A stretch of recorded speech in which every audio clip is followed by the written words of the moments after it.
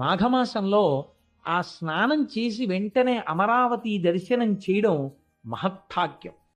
చాలా అందంగా చాలా జాగ్రత్తగా గణన చేసి ఉంచారు.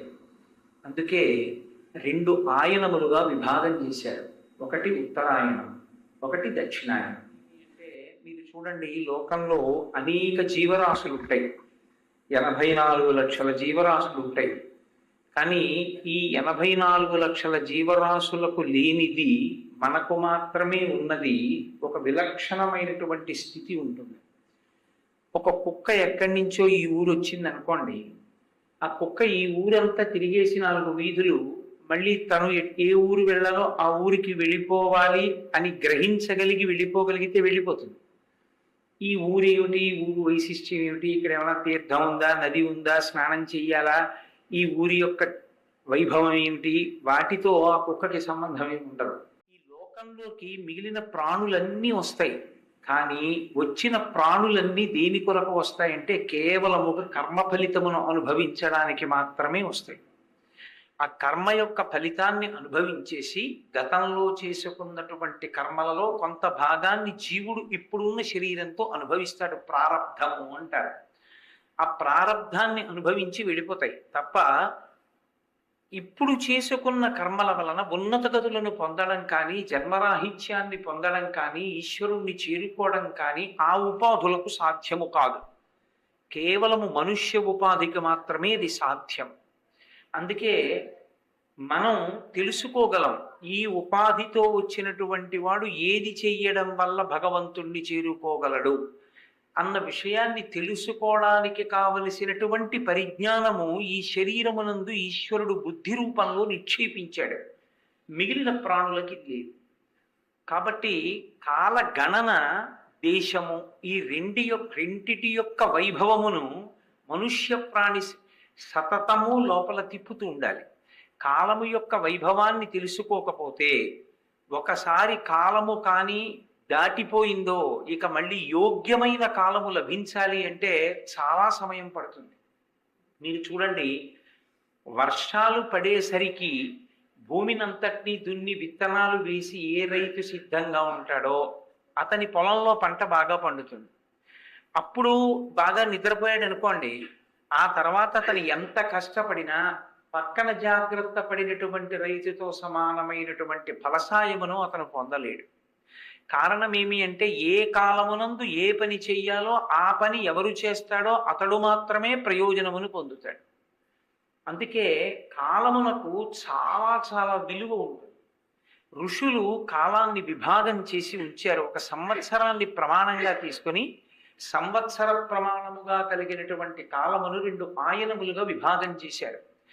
ఆయనము అన్న మాట మీరు ఎక్కడొచ్చినా ఒకటి గుర్తు పెట్టుకోవాలి. ఆయనము అంటే కదలిక. మాఘమాసంలో విడిచిపెట్టాడు, అందుకని ఉప్పగా ఉంటాయి. కాబట్టి ఒక్క మహాపర్వాల్లో తప్ప సముద్రానికి స్నానం లేదు. పైగా సముద్ర స్నానానికి మహాసంకల్పంతో చెయ్యాలి. మామూలు సంకల్పంతో సముద్ర స్నానం చేసి బయటకు వస్తే పాపం వస్తుంది. పక్కన మహాసంకల్పం చెప్పేవాడన్నా ఉండాలి, మీకన్నా రావాలి. రెండింటిలో ఏదో ఒకటి చెయ్యాలి. మహాసంకల్పం ఉచ్చారయిష్యా అన్నారనుకోండి, మేము మహాసంకల్పం చదువుతున్నాం అని చెప్తారు బ్రహ్మస్థానంలో ఉన్నవాళ్ళు. అదొకటి ఎందుకు చెప్తారంటే ఒళ్ళు దగ్గర పెట్టుకో. స్నానం అనేటటువంటిది వేదమునందు అత్యంత పవిత్రమైనటువంటి కర్మ. స్నానము అంటే కేవలముగా ఏదో శరీరాన్ని రుద్దుకుని శరీరాన్ని బాగా ఉంచుకోవడానికి చేసేది మాత్రమే కాదు. స్నానము 6 రకములైనటువంటి ప్రయోజనముల కొరకు 6 విధములుగా చేస్తారు అని చెప్పింది వేదం. అందులో మొట్టమొదటి స్నానానికి మలాపకర్షణ స్నానము అని పిలుస్తారు. 2వ స్నానాన్ని క్రియాంగ స్నానము అని పిలుస్తారు. 3వ స్నానాన్ని క్రియాస్నానము అని పిలుస్తారు. 4వ స్నానాన్ని కామ్య స్నానము, 5 తీర్థ స్నానము, 6 నైమిత్తిక స్నానము అని స్నానము 6 రకాలుగా చేస్తారు. 6 రకాలుగా అంటే నా ఉద్దేశ్యం 6 సార్లు చెయ్యమని కాదు. స్నానము 6 విధములై ఉంటుంది. స్నానము అన్న మాటకి యథార్థమైన అర్థం నిలబడి నీళ్లు పోసుకొనుట కాదు. మనం వేరు పాత్రలోని నీరు తీసి పోసుకోకూడదు. మజ్జనం అంటే శరీరము మునక వేయాలి.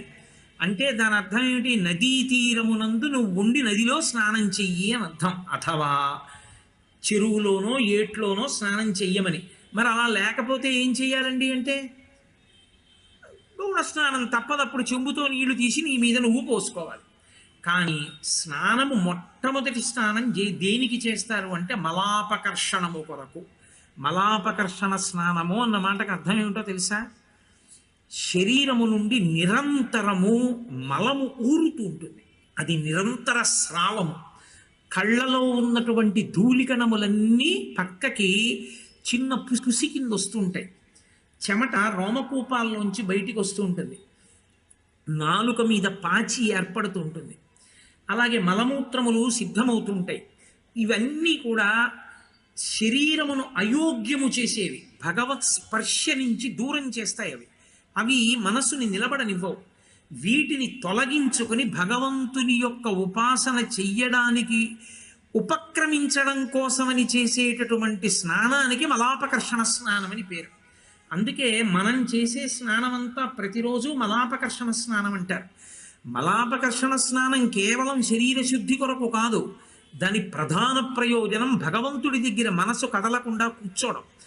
అలా కూర్చోడానికి వీలుగా దేశకాల సంకీర్తనం చెయ్యని స్నానం చెయ్యకూడదు. దేశకాల సంకీర్తనం అంటే మళ్ళీ ఒకసారి చెప్పాలి.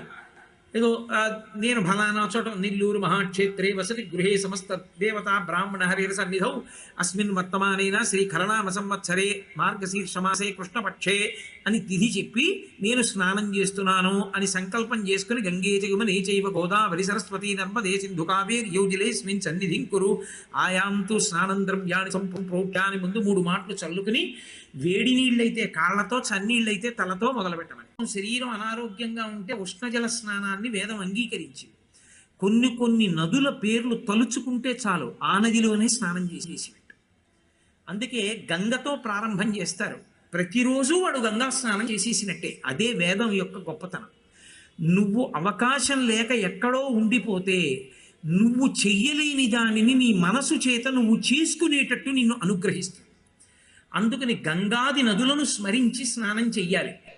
ఒకవేళ గంగాది నదులను స్మరించడం మాకు చేత కాదండి, ఎలాగా అంటే ఒక్కటే నామం చెప్పుకోమన్నారు. నీకేమీ చేత కాకపోతే గోవింద గోవింద గోవింద 3 మాటలు గోవింద గోవింద గోవింద అంటే చాలు. నువ్వు అన్ని సంకల్పములు చేసేసుకున్నట్టయితే. పురుషుడు ప్రతిరోజు శిరోస్నానం చేయాలి, స్త్రీ నైమిత్తిక తిథుల్లో చేస్తే చాలు. ఉత్తి రోజుల్లో నీళ్లు చల్లుకుంటే ఆమె ప్రతిరోజు తలస్నానం చేసినట్టు వేదం అంగీకరించి. కాబట్టి ఇప్పుడు అలా చేసే స్నానాన్ని మలాపకర్షణ స్నానము అని పిలుస్తారు. 2వ స్నానం క్రియాంగ స్నానము అని పిలుస్తారు. క్రియాంగ స్నానము అంటే నేను స్నానం చేసేసాను, బయటికి వచ్చేసాను, పంచె కట్టుకున్నాను. ఈలోగా మా ఆవిడ వచ్చి, ఏమండి మీకు జ్ఞాపకం ఉందా, ఇవాళ ఫలానా ముఖ్యమైన పనుంది, ఏం చేయమంటారు అని అడిగింది. నేనేదో చెప్పాను. అలా చేస్తే గతంలో ఇబ్బంది వచ్చింది కదా, ఇంకోలా చేస్తే ఎలా ఉంటుంది. దిక్కుమాల మనుష్యులు ఇంతే. మనం మంచిగా చెప్పిన వాళ్ళు వినరు. నాకు కొంచెం కోపం వచ్చింది, రజోగుణ సంపర్కంతో మాట్లాడాను. సరే, వాళ్ళ ప్రారంధం, మనం ఏం చేస్తాం, వాడికి మనం చెప్తే అక్కర్లేదు, వాడికి ఇష్టం వచ్చింది చెయ్యాలి, అలా కానీ అన్నాను. ఇప్పుడు నాకు చికాకుకి మనసు కదిలిపోయిందా మళ్ళీ. ఇప్పుడు నేను జపం చేద్దామని కూర్చున్నాను అనుకోండి, వాడి దగ్గరికే పెడుతుంది. వాడు చెప్పిన మాట వింటావు, వాడి గురించి ఆలోచిస్తూ ఉంటుంది, ఇక్కడ మాల తిరుగుతూ ఉంటుంది. అందుకుని క్రియాంగ స్నానం చేయమన్నారు. అందుకే జపం చేసేటప్పుడు, మీరు గాయత్రి జపం చేసేటప్పుడు చేస్తారు. ఆపోహిష్టామయో భవస్థానబుద్ధే దదాతనామహేరణాయ చక్షసే యోవశివతమో రసస్తస్య భాదైతే హనహ అంటూ నీళ్లు చల్లుకుంటారు. 2 పర్యాయాలు చేస్తారు. అందుకే క్రియాంగ స్నానం అంటే జపం చేసేటప్పుడు కదిలిపోయిన మనసుని మళ్ళీ వెనక్కి తీసుకొచ్చి నిలబెట్టేటటువంటి ప్రక్రియ. మళ్ళీ మంత్రజపానికి వీలుగా అంగముగా చేసేటటువంటి స్నానమునకు క్రియాంగ స్నానం అని పేరు. ఒక్కొక్కసారి పెద్ద ప్రయోజనమే సిద్ధిస్తుంది స్నానం చేస్తే. అంత పెద్ద ప్రయోజనం కోసం చేసే స్నానాన్ని కామ్య స్నానం అని పిలుస్తారు. రామాయణంలో వర్ణిస్తారు. గంగావతరణం దిగింది. ఓహో, ఆకాశంలోంచి పెద్ద ప్రవాహంతో గంగమ్మ వచ్చి పరమశివుడి తల మీద పడింది. గంగమ్మ యొక్క శక్తి గంగమ్మగా కాదు, గంగమ్మకి శక్తి ఎందుకు వచ్చిందంటే శివుడికి తగిలింది కాబట్టి. నీ చెప్పట్లేదు ఈ మాట, రామాయణంలో వాల్మీకి మహర్షి చెప్పారు, భవాంగ పతితంతో యం పవిత్రమితి పస్పృశు అన్నారు. పరమశివుడి శరీరానికి తగిలి కింద పడుతోంది కాబట్టి గంగకంత శక్తి వచ్చింది, పాపములను తీయగలిగింది. కాబట్టి ఇప్పుడు ఆ గంగని ఇలా తల్లుకున్నాడు, గంగనొక్క చుక్క తాగాడు, గంగలో మునక వేశాడు, పాపాలు పోయి. గంగా స్నానం ఒకప్పుడు గంగావతరణం జరిగినప్పుడు పరమశివుడికి తగిలి పడుతుంటే మహాపాపాలు చేసిన వాళ్ళందరూ చల్లుకుని స్వర్గలోకానికి పోయారు. అంటే కామ్య స్నానం చేశారు అని, కోరిక కోసం తీర్థమునందు స్నానం చేస్తారు. పూర్వం సంతానం కలగకపోతే ఒక ప్రత్యేకమైనటువంటి నదిలోనూ తీర్థంలోనూ స్నానం చేస్తూ ఉండేవారు. దాని చేత అనుగ్రహం కలుగుతుంది అని దాన్ని కామ్య స్నానము అని పిలుస్తారు. ఇక క్రియాస్నానము అంటారు. క్రియాస్నానము అంటే నదీ స్నానము అని గుర్తు. నేను క్రియాస్నానానికి ఎడుతున్నానండి అంటాడు ఒక ఆయన. క్రియాస్నానం చేస్తాను అంటే క్రియ అంటే ఏదో పని చేస్తానని కాదు, నదిలో స్నానం చేస్తాను అని. నదిలో ఎందుకు స్నానం చెయ్యాలి అని అడిగారు. తప్పకుండా నదీ స్నానం చెయ్యాలి. నదీ స్నానం ఎందుకు చెయ్యాలో తెలుసా? సంస్కృత భాషకున్న గొప్పతనం అదే. ఆ పేరు వెనకతే అసలు దాని గొప్పతనం ఏమిటో చెప్తారు. నది అన్న మాటకు అర్థం ఏమిటంటే యస్మాత్ నాదం కృతవత్య తస్మాత్ నదీతి నామధేయం ప్రాప్తాః ఇది స్యందనశీలాః. నది ఏర్పడాలి అంటే ఆకాశంలో ఉండేటటువంటి నల్లటి మబ్బులో మెరుపు మెరుస్తుంది, మెరుపులో విద్యుత్ ఉంటుంది. ఆకాశంలో మెరుపు ఉండి మబ్బులో ఆ మెరుపు మెరిసి వాన పడుతుంది. ఆ వాన పడేటప్పుడు మెరుపులో ఉన్న కాంతిని పుచ్చుకుంటుంది, పుచ్చుకుని పైనుంచి కింద పడుతుంది. కింద పడ్డప్పుడు అది రాతి మీద పడి పెద్ద ఘోష చేస్తుంది, చేసి నదిగా మారి నిశ్శబ్దంగా వెళ్ళదు. ఇది స్యందనశీలాహ, అది పెద్ద చప్పుడు చేస్తూ వెళుతుంది. అందుకే మీరు నదీ తీరంలో వినండి, నది వెళ్ళేటటువంటి శబ్దం ఒకలా ఉంటుంది. సముద్రపు ఒడ్డున కూర్చుని వినండి, సముద్ర ఘోష ఒకలా ఉంటుంది. నది యొక్క శబ్దం ధ్యానమునకు యోగ్యం, సముద్రం యొక్క శబ్దం మనసుని కలుపుతుంది, మనసుని ఉద్వేగపరుస్తుంది, భయపెడుతుంది. సముద్ర ఘోష మనసు లయం అవ్వడానికి కారణం కాదు, కానీ నది యొక్క శబ్దం ఉందే అది మనసుని లయం చేస్తుంది. అది అంత అందంగా చప్పుడు చేస్తూ వెడుతుంది. రాళ్ల మీద బండల మీద విడినప్పుడు, సుడిగుండాలు తిరుగుతున్నప్పుడు అది ఒక రకమైనటువంటి చప్పుడు చేస్తూ వెడుతుంది. మీరు ఎక్కడైనా ప్రశాంతమైన రేవులోకి వెళ్ళి ఏకాంతంగా ఉన్నప్పుడు, జనం లేనప్పుడు కూర్చుంటే ఆ నది యొక్క కదలికల చప్పుడు వినపడుతుంది మీకు. అప్పుడు ధ్యానం చేస్తే చాలా తొందరగా మనోలయం అవుతుంది. అంత గొప్ప చప్పుడు చేస్తూ ప్రవహించేటటువంటి దాన్ని ఇది స్యందనశీలాహ, నది అని పిలుస్తారు. ఆ నది రావడమే అంత గొప్పగా వస్తుంది. అందుకనే దాని యొక్క నీటి యందు రోగములను హరించగలిగినటువంటి శక్తి, పాపమును తీయగలిగిన శక్తి ఉంటాయి. అన్నం తింటే కడుపు నిండుతుందండి అంటే అన్నం తిని కడుపు నిండడం తెలుస్తుంది. అన్నం తిని కడుపు నిండి తిన్న అన్నం పచనమై రక్తంగా ఎలా మారిపోయిందో నీకు కనపడుతోంది. ఆ రోజు నీకు కనపట్టలేదైనా నువ్వు నమ్ముతున్నావా, నమ్మట్లేదా? నది కూడా అంతే. ఇది కనపడకపోయినా ఎలా నమ్ముతున్నావో పరమేశ్వరుడు చెప్పిన వేదాన్ని అలాగే నమ్మాలి. ఇది నా కడ్డితో చూస్తే నమ్ముతానండి అంటే ఇది నీ రక్తంగా మారడం నువ్వు చూస్తున్నావా, ఎలా తింటున్నావు? ఇది ఎంతో అది అంతే. నదీ స్నానము చేత పాప పరిహారం అవుతుంది. అందుకే పురుషుడు ప్రవాహానికి అభిముఖం చెయ్యాలి, స్త్రీ వాలు చెయ్యాలి. శ్రావణ మాసం స్నానం చేయకూడదు. ఎందుచేత అంటే పురిటి సమయం, ప్రతిదానికి పురిటి కాలం ఉంటుంది. చింతకాయకి కూడా పురిటి కాలం ఉంటుంది. పురిటి కాలమునందు తినడాన్ని శాస్త్రం అంగీకరించదు. పురుడు తీరిపోవాలి అంటారు. అందుకే జున్ను పాలు తాగరు. జున్ను పాలు తెలియకుండా తాగేస్తే మళ్ళీ ఉపనయనం చేసుకోవాలి. శ్రీరామాయణం చదవండి కావాలంటే. అందుకే జున్ను అందరూ తినరు, జున్ను ముట్టుకోనండి అంటారు. ఉపనయనం అయిపోయిన తర్వాత ఎలా తీశారో తెలియదు, అందుకే జున్ను ముట్టుకోరు పెద్దలు. కాబట్టి ఆ నదీ స్నానం అంత గొప్పది. శ్రావణ మాసంలో అది పుట్టల మించి కూడా వచ్చేస్తుంది. నీకు ఇక్కడ వానలేదు, ఎక్కడ వానబడిందో శ్రావణ మాసం, అది పైన పుట్టల మించి ఎక్కువస్తుంది. పుట్టలో ఉన్న పావులు నీటిలో కొట్టుకొస్తూ ఉగ్రతతో ఉంటాయి. నువ్వు చీకట్లో తెల్లవారకట్ట స్నానం చేస్తే కాటేస్తుంది అది. అందుకని శ్రావణ మాసంలో నదీ స్నానం నిషేధింపబడింది, చెయ్యవద్దు అంది వేదం. మళ్ళీ భాద్రపద మాసంలో స్నానం చెయ్యొచ్చు. ఆ భాద్రపద మాసంలో మట్టి అవి కలిసిపోయి కొత్త వరదతో నీరు ఎర్రగా ఉండి తాగితే అతిసార వ్యాధులు వస్తాయని ఓషధీతత్వంతో నదిని శుభ్రం చెయ్యడానికి కేవలం ఆకులు అలమడం వేయడం కాదు, ఏ ఏ ఆకులను పట్టుకెళ్ళి నీటిలో కలపడం వల్ల నీరంతా పరిశుభ్రమై ఓషధీతత్వాన్ని పొందుతుందో అటువంటి 21 పత్రులను నిర్ణయించి విఘ్నేశ్వరుడికి పూజ చేసి తీసుకెళ్లి నిమజ్జనం చేస్తారు నదిలో. ఈ ఆకులన్నీ కలిసి కొత్త నీటిలో ఉండేటటువంటి సూక్ష్మ క్రిములు మరణిస్తాయి. మారేడు, నేరేడు, మారేడు, నెలవంక, మామిడి, దుర్వార, చెంగల్వ, ఉత్తరేణు వేరు వేరుగా తెచ్చి వేట్కతో పూజింత్రు పర్వమున దేవగణపతికి నిపుడు అని మనం చదువుతాం కదా. ఆ పత్రులన్నీ ఓషధీతత్వం ఉన్న పత్రులు. ఓషధీతత్వం ఉన్న పత్రులు కొత్త నీటిలో ఉండేటటువంటి సూక్ష్మక్రిములను చంపగలిగిన వాటిని ఋషి నిర్ణయం చేశాడు.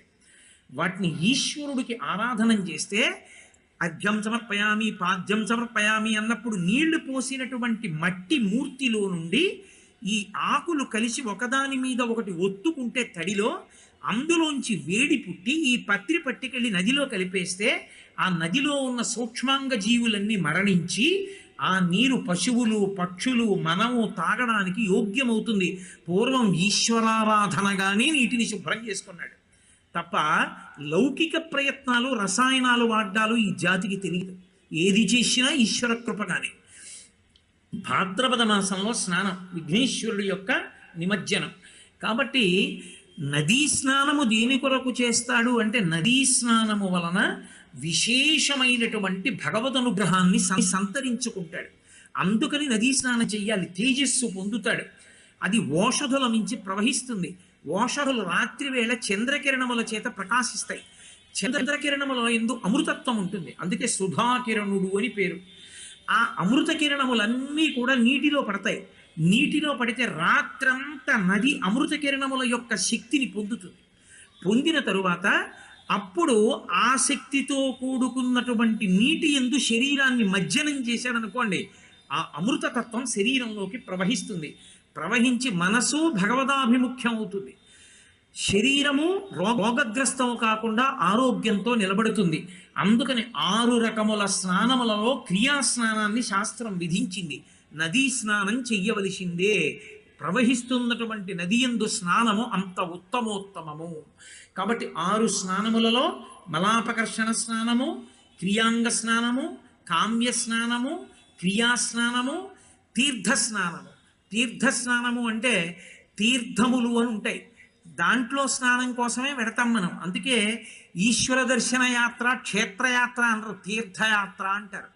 తీర్థయాత్ర అన్న మాటకు అర్థం ఏంటంటే పూర్వం తీర్థయాత్రకు వెడుతున్నాడు అంటే 2 గామంచాలు 2 తువ్వాళ్ళు అంతే. ఎందుకని వాడు వెళ్ళేది తీర్థాల్లో స్నానం చేయడానికి. అక్కడ ఏ తీర్థం ఉన్నదో దాని ఎందు గ్రుక్కులిడతాడు. తీర్థమునందు అంగిరసాది మహర్షులు ఒకానొకప్పుడు గొప్ప యజ్ఞయాగాది క్రతువులు చేసి వాళ్ళు ఈ లోకాన్ని విడిచిపెట్టి వెళ్ళిపోయే ముందు గొప్ప తేజస్సుని తీర్థముల యందు నిక్షేపించి వెళ్ళిపోయారు. ఎవరు అక్కడికి వెళ్ళి స్నానం చేస్తారో వాళ్ళకి విశేషమైనటువంటి తేజస్సు కలుగుతుంది. పాపరిహారం అవుతుంది. యజ్ఞయాగాది క్రతువుల శక్తి కలుగుతుంది. అందుకని తీర్థ స్నానం. గంగానదికి వెళ్ళాడు అనుకోండి, గంగా స్నానం చేస్తారు కాశీలో. కానీ ప్రధానం మణికర్ణికా తీర్థ స్నానం. ఒక్కొక్క చోటుకి వెళ్ళినప్పుడు ఒక్కొక్కటి తీర్థం ఉంటుంది. ఆ తీర్థమునందు స్నానం చెయ్యాలి. ఆ స్నానం చేసి మనుష్యుడు తన యొక్క పాపమును పరిహరించుకుంటాడు. భగవంతునికి దగ్గరవడానికి కావలసిన తేజస్సు పొందుతాడు. కాబట్టి దానిని తీర్థ స్నానము. 6వ స్నానం ఉంటుంది, దానిని నైమిత్తిక స్నానం అంటారు. స్నానం ఎప్పుడు పడితే అప్పుడు చెయ్యకూడదు. అర్ధరాత్రి విడిచి నేను స్నానం చేస్తానండి అని చేయకూడదు. స్నానం చేయడానికి వేళా పాళా ఉంటాయి. ఇష్టం వచ్చినట్టు స్నానం చేయకూడదు. కానీ కాలంతో నిమిత్తం లేకుండా ఎప్పుడైనా చేసే స్నానం ఒక్కటే నైమిత్తిక స్నానం అంటారంటే శవస్పర్శ కలిగిందనుకోండి, ఏ కారణం చేతనో శవాన్ని ముట్టుకున్నాడు, వెంటనే తేజస్సు క్షయమైపోతుంది. దాన్ని నిలబెట్టుకోవడానికి ఏం చేస్తారంటే ఉత్తర క్షణంలో శిరస్నానం చేసేస్తారు. ఎక్కడికో అక్కడికి వెళ్ళి శిరసాదిగా స్నానం చేసేసి ఆ బట్టలు విడిచిపెట్టి యజ్ఞోపవీతాన్ని తీసేసి కొత్త యజ్ఞోపవీతం వేసేసుకుంటారు. 4 విషయాలు మీకు మనవి చేస్తాను, వాటిని శ్రద్ధాళువులై గమనించెదరుగాక. ఇక్కడ నుంచి బయలుదేరిన తరువాత మరునాడు తెల్లవారుజామున కృష్ణానది స్నానానికి తీసుకెడతారు అమరావతి దగ్గర. అమరావతి దేవాలయం పక్కన కృష్ణానది ప్రవహించడం వెనక ఒక పెద్ద రహస్యం. మిగిలిన క్షేత్రాల్లా కాదు. ఎందుచేతనంటే పూర్వం తారకాసురుడనేటటువంటి రాక్షసుడు మెడలో శివలింగాన్ని ధరించి తిరుగుతూ సమస్త లోకాలు భీతిల్లేటట్టుగా చేస్తే ఆయన్ని చంపడం కోసం పరమశివుని యొక్క కుమారుడైనటువంటి సుబ్రహ్మణ్యుడు సర్వసైన్యాధిపత్యం వహించి తన యొక్క ఆయుధంతో మొట్టమొదట తారకాసురుని మెడలో ఉండేటటువంటి శివలింగాన్ని భేదించాడు. శివలింగం విషయంలో పెద్దలు ఒక మాట చెప్తారు, లింగం అరిగిపోయి ఇంత ముక్కున్నా అదే లింగం.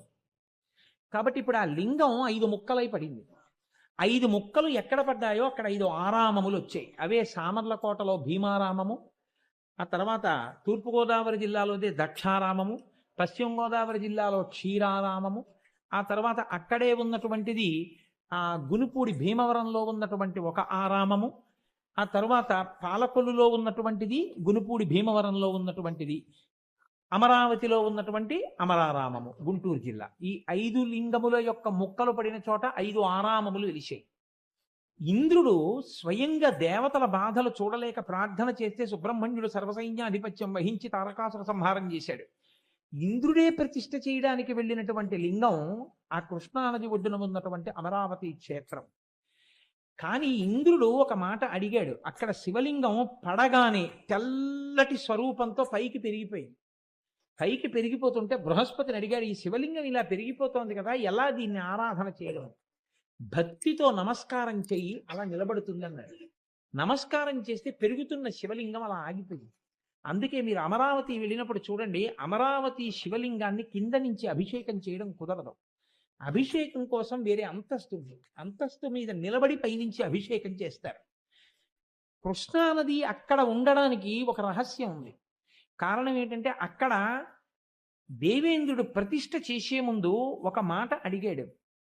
ఇక్కడికి అప్పుడు అక్కడ కృష్ణానది లేదు, ఆ శివలింగ ప్రతిష్ఠ జరిగేటప్పటికి. కానీ కలియుగంలో బ్రహ్మగారు మళ్ళీ నది ఎలా ప్రవహించాలో నిర్ణయం చేసినప్పుడు ఇటు నుంచి కృష్ణానది వెడుతుంది. వెళ్ళినప్పుడు ఈ దేవాలయాన్ని కొట్టుకుపోయేటట్టుగా ముంచెత్తదా అని అడిగాడు. అడిగితే దేవతలు ఆ రోజున ఒక మాట చెప్పారు, దీన్ని క్రౌంచము అని పిలుస్తారు. ఈ కొండని దీన్ని చుట్టూ తిరుగుతుంది తప్ప ఇక్కడకొచ్చేటప్పటికి మాత్రం కృష్ణ ఎన్నడూ ఈ కొండని ముంచెత్తదు, దీని మీద శివలింగం అలాగే ఉంటుంది అని చెప్పారు. అందుకే అక్కడికి వెళ్ళి దేవతలు చాలా కాలం స్నానం చేసి ఆ దేవాలయంలో ఆరాధన చేసి ఎటువంటి కష్టాలనైనా సరే తట్టుకోవడానికి వీలుగా అసురులను జయించగలిగిన బలాన్ని అక్కడ ఆరాధన చేసి పొందారు. అందుకే అమరావతి క్షేత్రానికి వెళ్ళి దర్శనం చేసిన, కృష్ణానదిలో స్నానం చేసిన ఒక ఫలితం వేస్తారు. కృష్ణానదిలో స్నానం చేసి అమరావతి దేవాలయ ప్రవేశం చేసేటప్పుడు ఒక విషయాన్ని మీరు గమనించాలి. కృష్ణానదిలో స్నానం చేస్తే ఏ ఫలితం వేస్తారంటే గంగాముఖమునందు స్నానం, అంటే హరిద్వార్ గంగా స్నానంతో సమానం. అక్కడ నుంచి మీరు స్నానం చేసి ఒడ్డుకొచ్చి తల ఎత్తి చూస్తే 3 ప్రాకారములు కనపడతాయి అమరావతి. ఆ 3 ప్రాకారములే త్రిగుణాతీతుడైనటువంటి పరమేశ్వరుడు లోపల ఉన్నాడు, అక్కడ వెలిశాడని గుర్తు. మీరు ఆ దేవాలయంలోకి వెళ్ళినప్పుడు అక్కడ ఉండేటటువంటి అమ్మవారి పేరు చాలా చమత్కారమైనటువంటి పేరు, బాలచాముండా అని పేరు. ఆవిడకి బాలచాముండేశ్వరి అని పేరు. అది పంచాయతన దేవాలయం. అక్కడ శివుడు, పార్వతి అంటే అంబిక, విష్ణువు, అక్కడ శ్రీ మహావిష్ణువుకి వేణుగోపాలస్వామి రూపంలో ఆరాధన జరుగుతుంటుంది, శివకేశవ అభేదంగా. అక్కడ వేణుగోపాలస్వామి, వినాయకుడు, సూర్యనారాయణమూర్తి, సూర్యనారాయణ ప్రతిష్ఠ జరిగింది ఆ దేవాలయంలో. కాబట్టి శివ పంచాయతనంతో కూడినటువంటి దేవాలయం అమరావతి. మాఘమాసంలో ఆ స్నానం చేసి వెంటనే అమరావతి దర్శనం చేయడం మహత్భాగ్యం. దాని గురించి స్కాంద పురాణంలో ఒక మాట చెప్తారు. ప్రయత్నపూర్వకంగా మాఘమాసం లాంటి మాసంలో కృష్ణానది స్నానం చేసి అమరావతి క్షేత్ర దర్శనం చేద్దామని ప్రయత్నం చేసిన పరమేశ్వరుడి అనుగ్రహం ఉన్న వాళ్ళని తప్ప ఇతరులను రానివ్వడు అని చెప్తారు. ఎందుకంటే అంత పెద్ద ఫలితం వేయాలి. అందులో మాఘమాసంలో స్నానం ఉత్తరాయణ పుణ్యకాలం రాగానే చేస్తున్నటువంటి స్నానం. కాబట్టి కృష్ణానది స్నానం, అమరావతి దర్శనం అంత గొప్పవి. అది పంచారామ క్షేత్రం. అది ఆ దేవాలయం శిథిలమైతే వాసిరెడ్డి వెంకటాద్రి నాయుడు గారని చెప్పి ఆయన మహానుభావుడు ఆ దేవాలయాన్నంతటినీ పునర్నిర్మాణం చేశారు. కృష్ణదేవరాయల వారు తులాభారం తూగినటువంటి మంటపం, వెంకటాద్రి నాయుడు గారి తులాభారం తూగినటువంటి మంటపం ఆ దేవాలయంలోనే ఉన్నాయి. మీకు ఆశ్చర్యం ఏమిటో తెలుసా? వెంకటాద్రి నాయుడు గారు మరణించిన తర్వాత అమరావతి దేవాలయంలో నైవేద్యం పెట్టడానికి కావలసినటువంటి సంభారములు కూడా లేకుండా పోయాయి. దీపం పెట్టడానికి కూడా అవకాశం లేకుండా అయిపోయింది. ఆ స్థితిలో ఉంటే ఒక ఆయన వెళ్ళి, హైదరాబాద్ నవాబుగా ఉన్నటువంటి వ్యక్తి ఆ రోజుల్లో ఆయన దగ్గరికి వెళ్ళి అడిగారు. నాజర్ దౌలత్ అని ఆయన్ని వెళ్ళి, మీరు ఈ దేవాలయ పోషణకి కావలసినటువంటి సదుపాయం చేయండి. ఆయన అన్నాడు, ఆ దేవాలయం నేను పోషించడానికి అందులో ఎవరున్నారని అడిగాడు. శివుడు ఉన్నాడన్నాడు. శివుడికి పోషణ నా వలన కావాలంటే ఆయన నన్ను అడుగుతాడులే, నువ్వు వెళ్ళన్నాడు. చిత్రం ఏమిటంటే, ఈ వెళ్ళినటువంటి వ్యక్తి చందూలాల్ అంటారు. ఆ రాత్రి నవాబ్ పడుకున్నారు. పడుకుంటే నవాబు గారి కల్లోకి పరమశివుడు వచ్చి, నా పోషణ కొరకు కాదు, నేను లోకాల్ని పోషించేవాడిని, నాకు ధూపదీప నైవేద్యాలు జరగడం లోకానికంతటికీ శాంతికారకం, కాబట్టి నువ్వు ఏర్పాటు చేయి, భక్తుల కోరిక మన్నించని చెప్పాడు. ఆయన 450 ఎకరాల పొలం, సుక్షేత్రమైనటువంటి పొలాన్ని, ఈనాముల్ని, కానుకల్ని ఒక నవాబ్ అమరావతి దేవాలయానికి ఇచ్చాడు. ఆ తరువాతి కాలంలో ఎందరో మహానుభావులు కానుకలు ఇచ్చారు. అంత గొప్ప దేవాలయం, ఈశ్వరుడు ఉన్నాడు అని 1కి 10 మార్లు నిరూపించినటువంటి క్షేత్రం అమరావతి. అందుకే దాని పేరే అమరావతి. అమరావతి అన్న పేరు దేవతల రాజధాని. ఈ భూలోకంలో అమరావతి అన్న పేరుతో ఉన్న ఏకైక క్షేత్రం గుంటూరు జిల్లాలో ఉన్నటువంటి క్షేత్రం. ఎందుకంటే దేవతలు కూడా ఎవరిని ఆరాధన చేసి బలాన్ని పొందుతారో అటువంటి వాడు అక్కడ ఉన్నాడు అని. అంత గొప్ప క్షేత్రం అమరావతి. వెనక్కి తీయడం మాత్రం చేతకాక పాలు తెలిసింది. దానికి దయాగుణం ఉండబట్టి కదా ఇంత కష్టపడి తయారు చేసిన పాలు మనకి ఇచ్చేస్తోంది. ఈ పాలు పట్టుకెళ్ళి అభిషేకం చేస్తే పాపములు పోగొట్టుకుని ఉత్తమ గతులు పొందుతున్నావు, నేను ఇంటికి ఇవ్వాలి పాలన అడుగుతోందా? దయ కలిగినది కాబట్టి ప్రార్థన కాదు. వెళ్ళి 4 గుద్దులు గుద్దితే పొదుగులో పాలు దులుతోంది. వాడు ఎటువంటి వాడు నీకు అనవసరం. ఇవాళ మారి వచ్చి ఆవు పొదుగులో దూడ గుద్దినట్టు వచ్చి పాదముల మీద పడి, గురువు గారు 4 మంచి మాటలు చెప్పి నా జీవితాన్ని ఉద్ధరించండి అంటే చెప్పకుండా ఉండలేక చెప్పిన వాడెవరో వాడు గురువు. అందుకే గురువు యొక్క మొదటి లక్షణం దయ. ఆ దయ కలిగిన వాడు కాబట్టే దీపపు ఒత్తి కాలిపోతూ వెలుతురిచ్చినట్టు తన ఆయుర్దాయం తరిగిపోతోంది, తాను కష్టపడుతున్నాడు, తాను ఇబ్బంది పడిపోతున్నాడని తెలిసిన్నప్పటికీ కూడా శిష్యులకు ప్రబోధం చేస్తూనే ఉంటాడు, ఉద్ధరణ మార్గం చూపిస్తూనే ఉంటాడు. అది వ్యాస భగవానుడు గురువులకు గురువై లోకమునకు అందించాడు. అందుకే దయాపరు కౌరవ్య పితామహున్, ఆ కౌరవులందరికీ కూడా పితామహుడు, తాతగారైనటువంటి వాడు. ఎందుకనంటే ధృతరాష్ట్రుడు, పాండురాజు ఇద్దరు ఆయన కొడుకులేగా, కాబట్టి కౌరవులకు తాతగారేగా. కౌరవులు అన్నప్పుడు పాండవులు కూడా అందులోకి వచ్చేస్తారు, కురువంశములకు చెందినవారు కాబట్టి.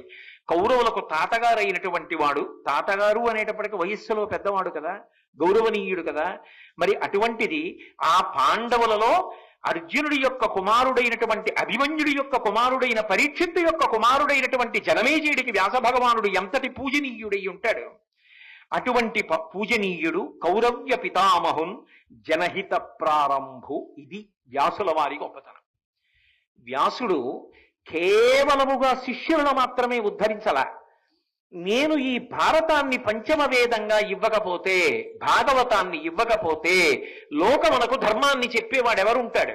ఈ మనుష్య జాతి అంతా ఏమైపోతుంది అని మనుష్యులకందరికీ కూడా ధర్మాన్ని నేర్పినటువంటి మహానుభావుడు, జనుల యొక్క హితమును కాంక్షించినటువంటి వాడు. జనహిత ప్రారంభు కృష్ణాజినాంబరు. ఎప్పుడు జింక చర్మం కట్టుకుని ఉంటాడు. ఎందుకని అంటే అపారమైనటువంటి బ్రహ్మచర్యమునకు, గొప్ప తపస్సుకు ఆ కృష్ణాజినం గుర్తు. అంటే అంతటి తపోనిధి, ఎప్పుడూ తపస్సులో ఉంటాడు.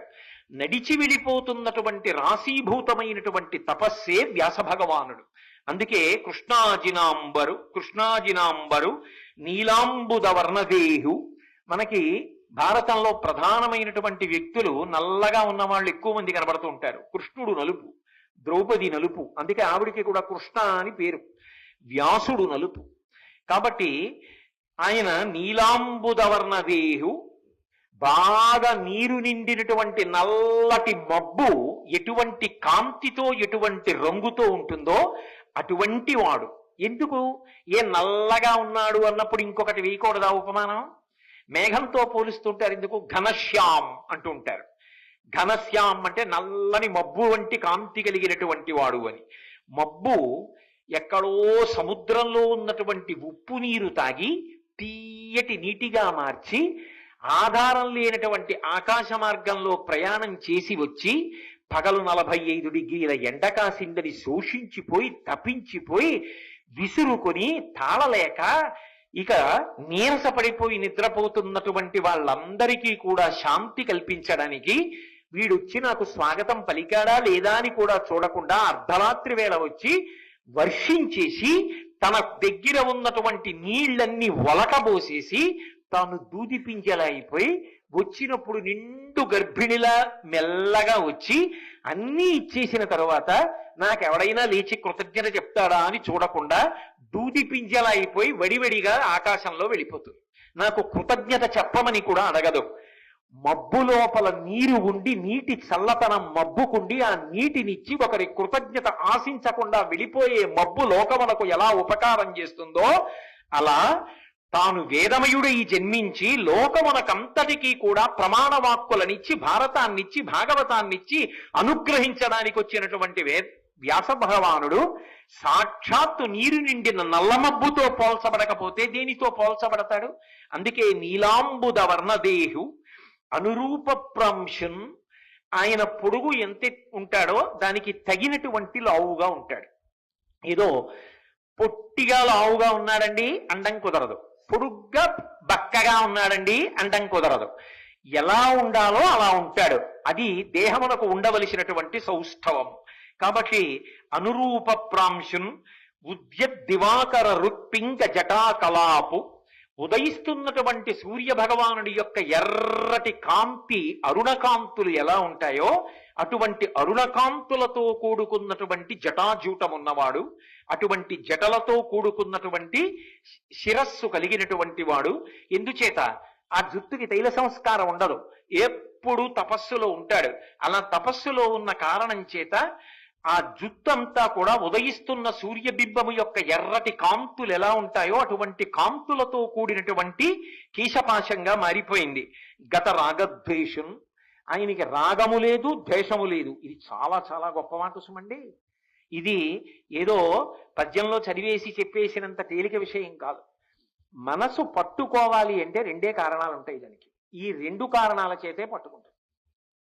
ఒకటి రాగము చేత పట్టుకుంటుంది. నాకు ఎవరి మీదైనా చాలా ప్రేమ ఉందనుకోండి, అక్కడే జరుగుతుంది.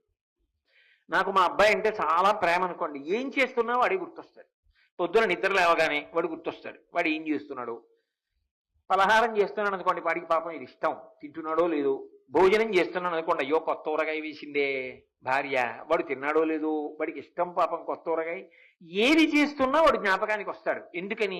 రాగం ఉన్నది కనుక. అంటే నేను ఒక ఉదాహరణకి చెప్తున్నాను సుమండి. నాకు ప్రేమ ఉంది కాబట్టి పట్టుకుంటుంది మనసు.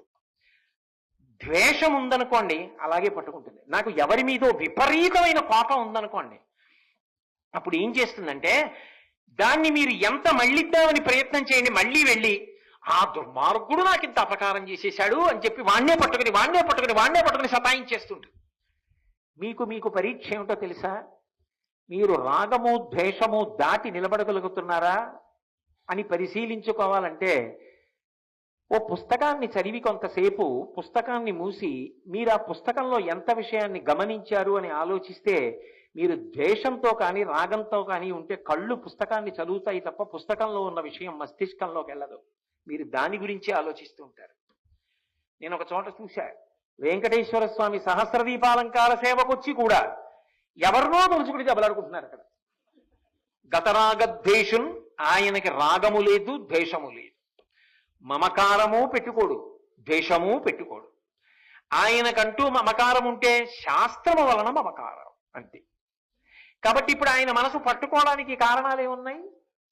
ఏ రాగము లేదు ద్వేషము లేదు. కాబట్టి ఇప్పుడు ఆయన చెప్పిన మాట అది వింటుంది అని గుర్తు. ఇది మీరు చాలా జాగ్రత్తగా గమనించాల్సిమండి. అసలు మన జీవితంలో మన మాట విననిది అన్నది ఎవరైనా ఉంటే మనసు ఒకటే. ఎందుకని అంటే నువ్వు ఇది చెయ్యి అనగానే అది చేసేసింది అనుకోండి, మనిషి తరించిపోలా. భారతాన్ని పట్టేసుకోడు, రామాయణాన్ని పట్టేసుకోడు, భగవంతుడిని పట్టేసుకోడు. అలా పట్టుకోకుండా పారిపోతూ ఉంటుంది కాబట్టి ఇంత అల్లరి వచ్చింది, ఇంత వాంగ్మయం వచ్చింది. లేకపోతే ఎంత తేలికండి, మనసు చెప్పిన మాట వింటే మనసుని సంస్కరించడానికి వాంగ్మయం అంతా వచ్చింది. వ్యాసుడికి ఈ ఇబ్బందులు లేవు, ఆయన మనసుని గెలిచాడు. గతరాగద్వేషం, ఆయనకి రాగము లేదు, ద్వేషము లేదు. అందుకే ఆయన మనసుని పిలిచి ఏది పట్టుకోమంటే అది పట్టుకుంటాడు. మీరు చూడండి, ఓ ఎద్దుని మొట్టమొదట్లో బండి ఎత్తి కాడి కింద తల పెట్టమంటే మెడ పెట్టమంటే పెట్టదు.